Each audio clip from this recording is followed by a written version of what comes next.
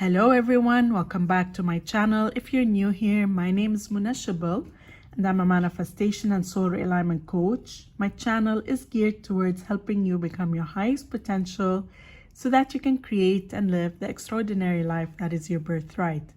In today's video, I'll be talking about why 3D circumstances really do not matter. But before we get started, just a quick reminder that I offer both email and video coaching.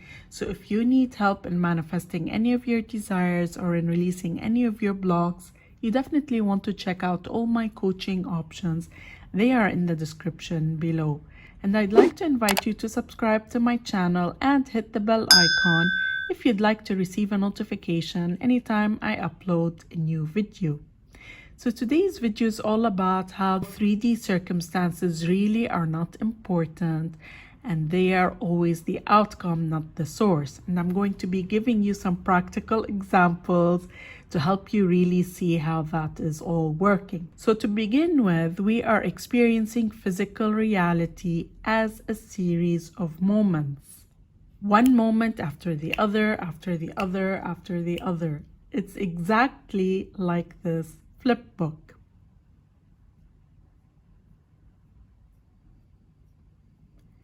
Every page of that flip book is equivalent to a moment.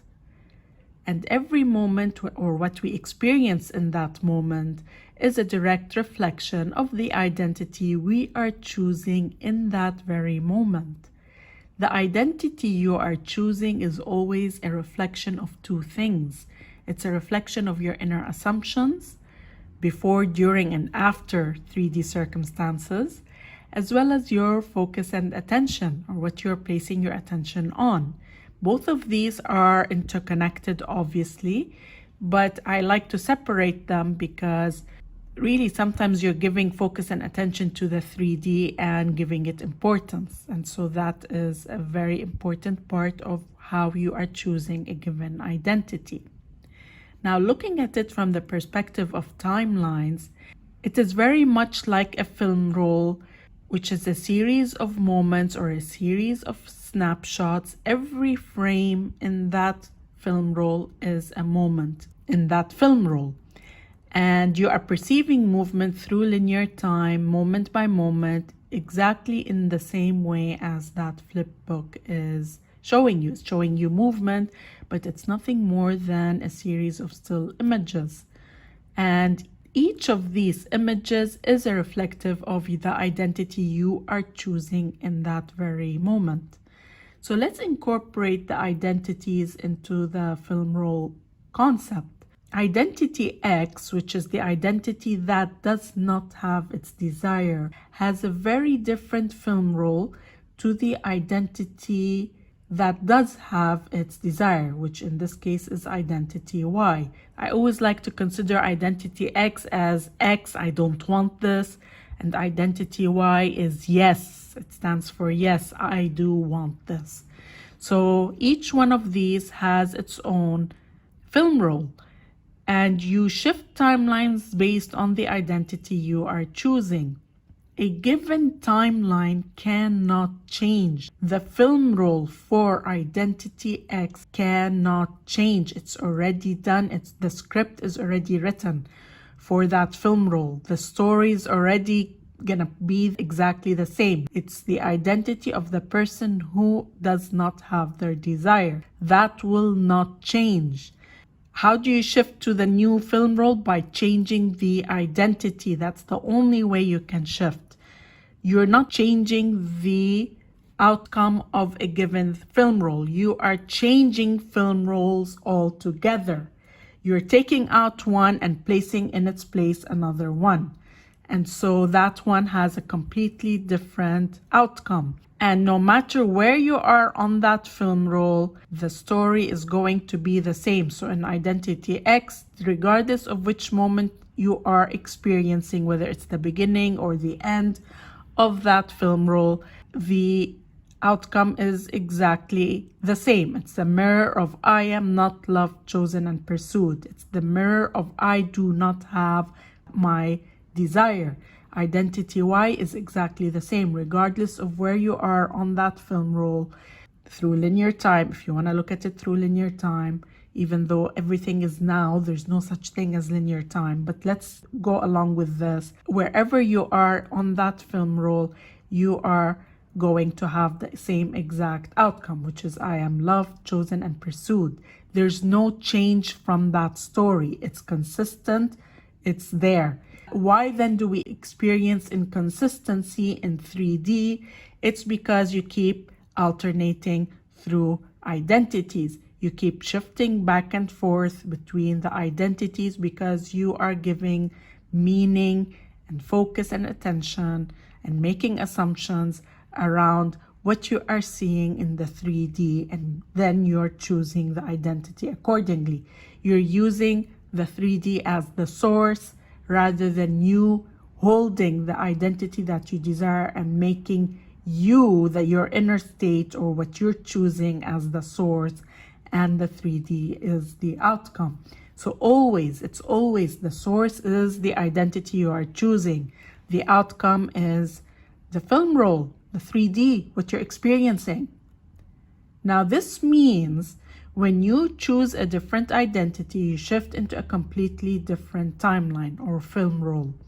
And you are constantly shifting, sometimes moment by moment, between I am not loved to I am loved. I am not loved, I am loved. And you're doing it based on what you're seeing in the 3D. You keep forgetting that the 3D is an outcome of your identity and you are the source, what you are choosing through your focus and attention, and what you are choosing with the assumptions you are making. And automatically you keep shifting between identities, the identity of no desire as well as the identity of having the desire. And your 3D is constantly matching that. And so it appears like you have hot and cold behavior. It appears like you have breadcrumbs. It appears like there's a lot of inconsistency. But all that's really happening is you keep shifting back and forth. So let's look at a very practical example so that you see how you are doing this. Let's say you met someone and you want to experience a fully loving, committed relationship with that person. And of course, you've been into manifesting and you realize that for me to have that beautiful outcome, I must choose that I am loved, chosen, and pursued. You have to hold that identity and you have to choose it first and foremost.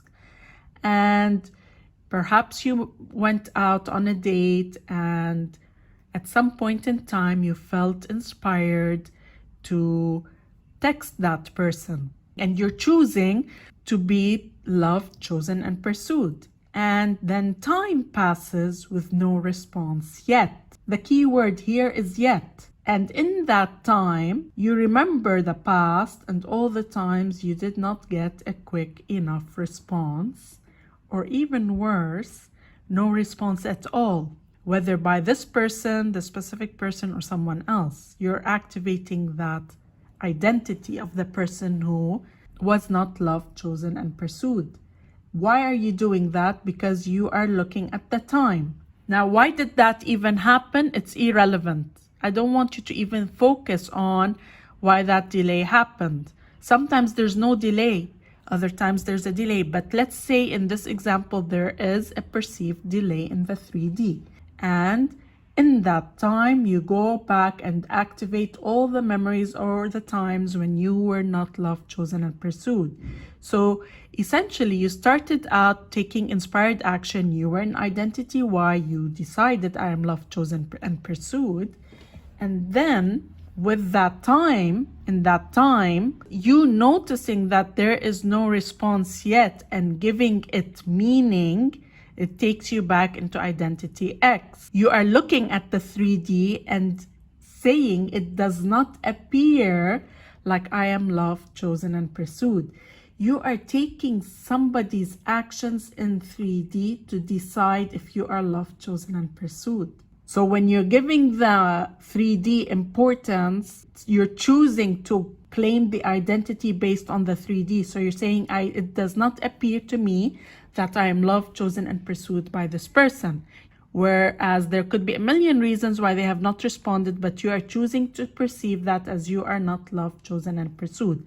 And bam, you're back now into identity X. You're holding that. You've shifted into the timeline where you are not loved, chosen, and pursued. You are using the 3D to determine if you are loved, chosen, and pursued, forgetting that you are the source and the 3D is the outcome. You decide, they mirror. Never the other way around. And then you remember what manifestation coaches say, and they say the 3D is irrelevant, ignore it. And suddenly you have this willpower show up again within you, and you say, I know I'm loved, chosen, and pursued, and bam, you're now back in identity Y. But then, before the 3D has a chance to reflect that new identity, you wonder what assumptions you can make to justify why they haven't responded yet, which again is taking you back into X, because you are giving 3D importance. You're still giving it importance. You're saying, well, I wonder what could be the reason why they have not yet responded. All the while forgetting that the whole reason that delay even persisted to begin with was because you were wavering and going back and forth. You can see how you're moving back and forth through that line, that zigzag line. And so you're not allowing the 3D to take form. You're not allowing it to show up. And so you're delaying it. And so you go back and you wonder, what assumptions must I give that person to justify? That's why I say don't justify. It's irrelevant. When you know that you are loved, chosen, and pursued, nothing in 3D can faze you. You will not think that it's even possible that they don't love and adore you. And it's not for you to even try to think what that reason is. The reason is always within you, by the way.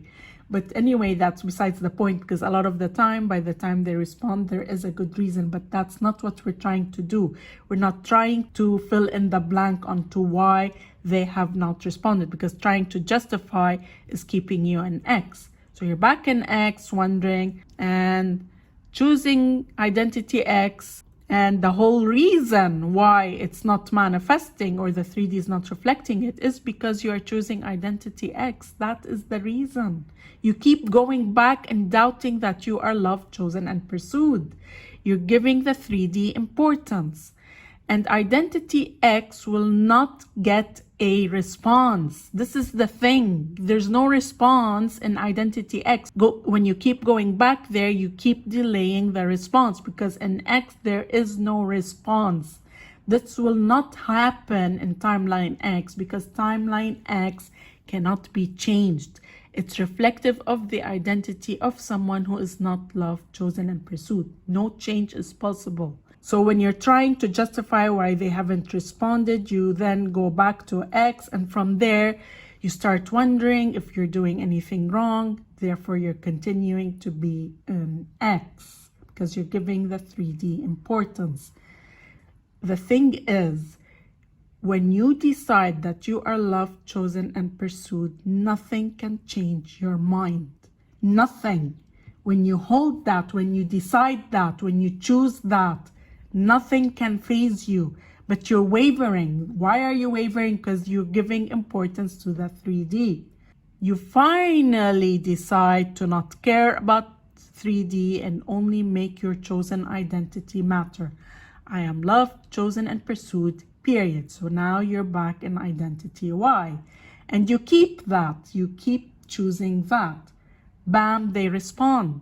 They respond to your text message. And then you notice, well, they responded several days later. You're forgetting that the whole reason that delay happened is because you kept going back to X. You kept choosing X again and again. And the whole reason they responded is because you held Y for a little bit of time. And so then you're saying, well, they responded several days later. They can't possibly like me. I don't feel loved. You're seeing it as rejection. And then you wonder how to proceed from there. Again, keeping you in X. So you see how you're back in X? You say, well, if I respond too fast, I'm going to appear eager and I have nothing better to do. And you know what? That's the identity of the person who's not loved, chosen, and pursued. You're back into that. You're back into that identity of the person who doesn't have their desire, because your actions mean nothing. Your SP will not perceive your action as being too eager, because in identity Y, that does not exist. You're always loved, chosen, and pursued. That story cannot change, but you are changing. You're changing and making how you respond in 3D important. So you're going back and choosing X again. When you look at the 3D and your SP from a linear time perspective, it appears that you're not being prioritized because there's a delayed response. It appears you're getting breadcrumbs. It appears to be that way, when actually all that is happening is you are wavering and going back and forth between identities X and Y. So stop giving the undesired 3D importance. You are the source. This is why circumstances do not matter. This is why. This is a perfect example of how you are the source in everything that's happening. That's why you have to ignore 3D. It's all an outcome of you and not the other way around. That's why we say ignore 3D circumstances. It's irrelevant. That is why circumstances do not matter. That is why. I hope you liked this video. If you did, then please like, comment, and share. And I look forward to seeing you again in the next video.